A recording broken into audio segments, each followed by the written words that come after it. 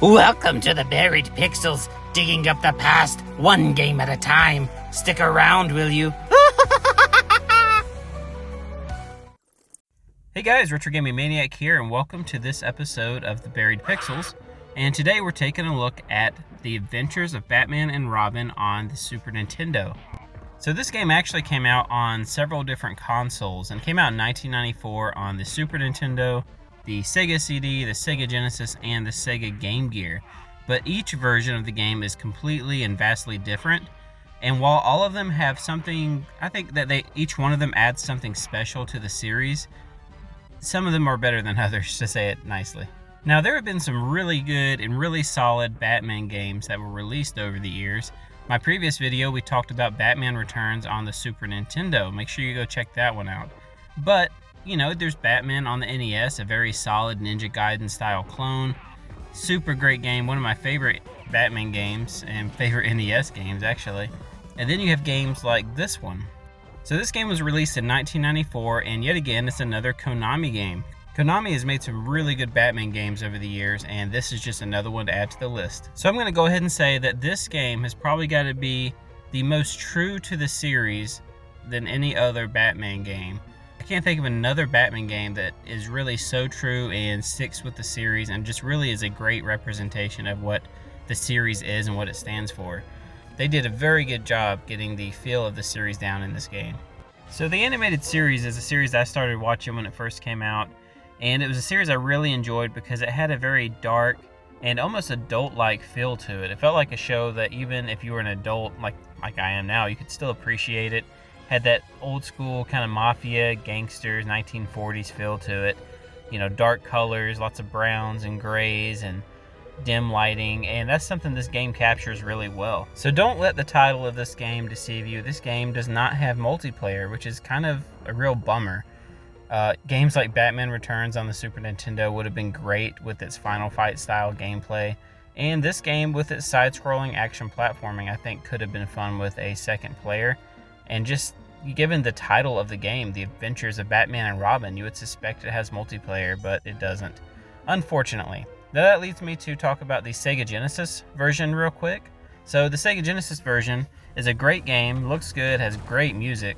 Not really Batman style music, but it has like its own kind of music and it's a lot of fun to listen to. But that game does have co-op. So you get to play as Batman and Robin running around on the streets. It's a beat 'em up with, I don't know, shooter elements to it. And some of the levels are actually shooting levels, like side-scrolling shooting levels. So it's a pretty cool game. It's the one I played a lot growing up, that one and the NES version. I got into this game later on. But anyways, back to Batman and Robin on the Super Nintendo. So this game is a side-scrolling action platformer, but it does have several different gameplay styles that it introduces and just different takes on it that you didn't see too often for this style of game. So it was kind of a refreshing take to see just how much work and effort and detail they put into this game with the different things you could do. So starting off, Batman has, you know, he has his jump ability, his duck, he has his punch, his kick, and he has a block button, so, you know, kind of negates some of that damage. He has a rolling move that he can do, so if you're needing to get out of the way of something, or if somebody pulls a gun on you, you can crouch down and then press the jump button, and he'll roll toward them, which is great for, like, getting up close on people or just evading something that's falling. And another cool thing about this is a game that in some ways is fast-paced, and another way is kind of a slower-paced game. It allows you to kind of go and play the game, and if you see that what you're doing is not working or your items that you're bringing are just not working out, you can actually go and return to the Batcave and then just choose through a plethora of different items. Now, what I tend to do, and you know, I'm playing this game on easy because A, I'm not very good, and B, this is a difficult game. But at least on the easy mode, you can actually go in and just bring all the items with you. Now this is great because it lets you basically not have to worry about whether you have an item or not, and prevents you from having to go back to the Batcave and swap out and stuff. But if for some reason you accidentally pass the item you're scrolling through in your inventory, you have to keep pressing the button again to go all the way back around to it. It's slow, it's cumbersome, it's not ideal, so it's better to just take the items that you know you'll need and not have to worry about scrolling through 8 or 9 different items. But other than that, I just prefer to bring them all with me. I think it's a little easier.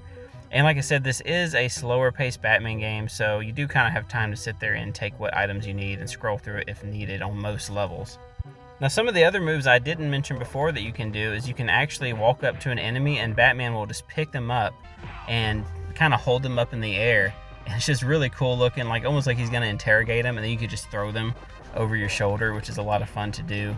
And you can also do a jump kick. So, just your standard kind of jump and kick attack, which is great for like jumping over someone that's shooting at you and just landing that kick to the face. So all in all, there's 8 levels in this game, and the way they present them is really nice. So each level has its own villain, and at the very beginning of each level you have like this intro that is basically very similar to that of the series, where it's almost like a detective style title screen with like black and white and shadowy figures with a very cool name of the level. So those levels are level 1, Amused to Death; level 2, No Green Peace; level 3, Foul Play; level 4, Tale of the Cat; level 5, Trouble in Transit — I hate that one; level 6, Perchance to Scream; level 7, Riddle Me This; and level 8, The Gauntlet.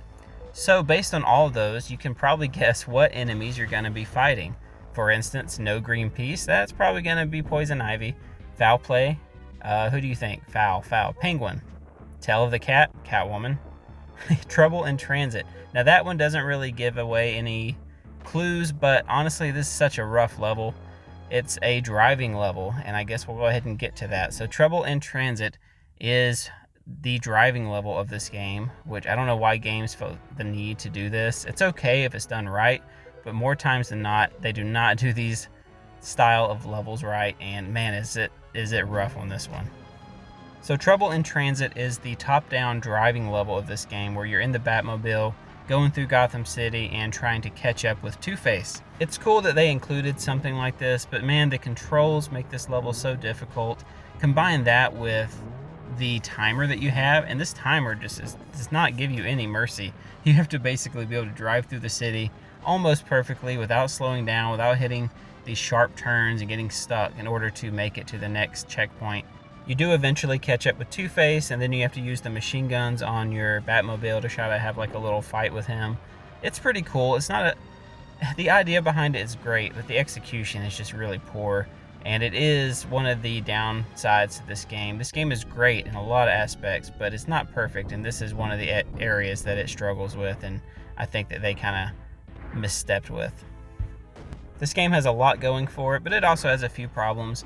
Another issue is the gameplay and like difficulty spike. It can be really difficult at times. You can go from a level where you're just beating up thugs to like a really hard moving level, kind of like the very beginning of the Joker roller coaster chase scene. It's like, if you've never played it before, it's going to take you, more than likely take you several attempts to figure out what you need to do. It's like, oh, that can hit me and knock me off. I didn't know that. Oh, I didn't know I was supposed to kick these bombs back at Joker. It's just a lot of trial and error, which is fine, but it is a little difficult at times, and it does kind of get old when you're having to like keep doing the same part over and over and just restarting the level from the very beginning.